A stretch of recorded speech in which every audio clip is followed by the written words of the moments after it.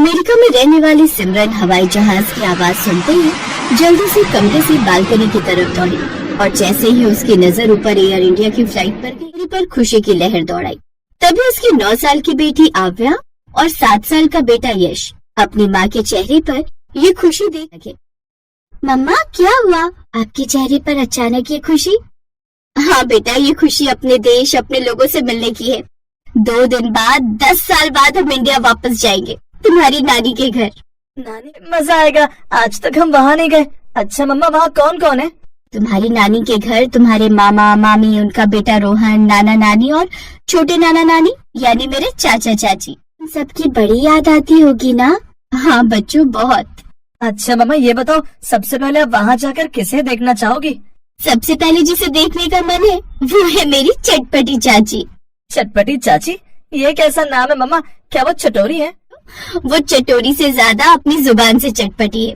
अगर उनके पास थोड़ी देर भी बैठ जाओ ना तो उनकी बातें सुनकर तुम अपने सारे दुख दर्द भूल जाओगे। वो जितनी अच्छी है उनकी बातें उतनी सच में मम्मा। अच्छा कुछ बताओ ना फिर उनके बारे में। अपनी चाची की बातों को याद करते हुए वो पुरानी यादों में खो गई। अरे सुनो, ओ सिमरन, आलू को छीलते वक्त जरा ध्यान दियो। याद है पिछली दफा तुमने आलू को इतना छिला था कि बिगमा गया था। हैं? वो कैसे चाची? भाई केले और आलू को छिलते हुए थोड़ा ध्यान दिया करो। एक साथ इतना भी ना छिलो कि वो बेचारे खुद ही शर्मा जाए। छीना, रोज सुबह की चाय से पहले ही मसाला लगा देती हो बातों का। अरे बिटिया, रसोई वही घनी अच्छी हो गई जो बातों की चटनी और खाने की खुशबू से महके। नहीं तो रसोई में सारा दिन कोलू के पैर की तरह औरत भी पिसती रहे ना कि औरतें सारा दिन घर में पड़े पड़े खाटे तोड़े। अब उनको कौन समझाए, सिवाय खाट के बाकी सारा शरीर टूटे हमरा। लेकिन कम वक्त खाट पर लेटकर कमर सीधा करने का वक्त ही न मिले। सिमरन का परिवार यूपी से था। उनका एक बड़ा सा घर था जिसमें नीचे वाले फ्लोर पर सिमरन, उसका भाई और माता पिता रहते थे, लेकिन उसके ऊपर वाले फ्लोर पर उसके चाचा चाची और उनके 2 बेटे रहते थे। गीता यानी चाची का स्वभाव बड़ा ही चुलबुला था।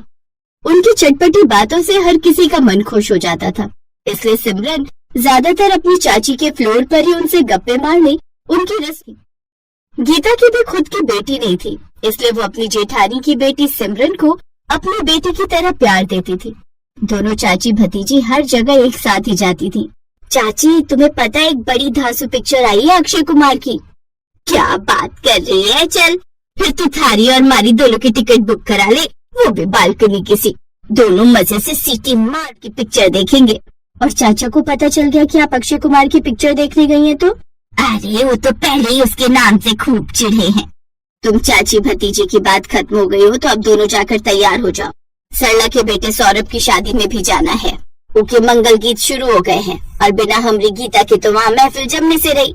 बिल्कुल ठीक कहा जेठानी जी, जो गीता ना हो वहाँ धमाल हो ही नहीं सकता। मैं अब भी मीना बाजार से लाई नई साड़ी निकालती हूँ। सभी तैयार होकर पड़ोस में शादी की रस्मों में शामिल होने चले जाते हैं, जहाँ औरतों को सोफे पर गप्पे मारते देख गीता कहती है, अरे ये लुगाइयाँ काहे उस सोफे पर बैठे बैठे उसको पिचकाने पर लगी हैं। कम वक्त तो नीचे जमीन पर बैठकर थोड़ा गीत सीत गा लियो। देखो सौरभ की माँ, मैं पहले ही कह देती हूँ, जो भी लुगाई मंगल गीत ना गावे ना उसको तू चाय में नमक डालकर पिला दियो।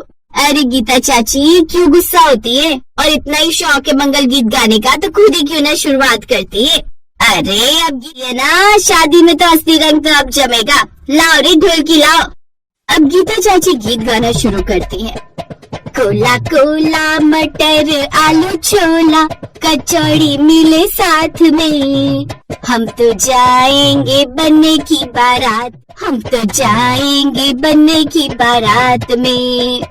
कोला कोला मटर आलू छोला कचौड़ी मिले साथ में, हम तो जाएंगे बनने की बारात में, हम तो जाएंगे बनने की बारात में। गीता चाची की शादी में पहुंचते ही मानो उस शादी में रौनक छा गई। उन्होंने पूरी शादी में, उनकी पर्सनालिटी ही ऐसी थी। एक रोज, अरे सुनो सुनो, कल जो मिसेस शर्मा थी ना, उनकी बहू ने टिक्के बनाने में नमक की जगह गलती से सोडा डाल दिया था, जिससे शर्मा जी और उसका पूरा परिवार सुबह से बाथरूम के बाहर खड़े हैं। एक निकलता है तो दूसरा घुसता है। लेकिन तुमको ये सब किसने बताया?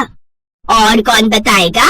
वो मिसेस खन्ना और मिसेस गुप्ता एक नंबर की चप्पर का नाटन औरतें, उन्हीं से सुनने को मिला था। और क्या, खैर अब मैं दुकान से राशन भी लाना है। कुछ देर बाद वो दुकान चली जाती है, जहाँ दुकानदार के दुबले लड़के को देखकर चाची बोलती है, क्या रे मोंटी, तू तो इतना पतला हो गया रे, लगता है तेरी मम्मी तुझे दाई है। अरे उनको बोल तेरे बाप की तो खुद की राशन की दुकान है, तो दाल डालने में कंजूसी नहीं बरते। चाची अब आप दुबलेपन का। अरे हम तो है ही मजाक की दुकान, दुखी चेहरे की दवा हूँ मैं।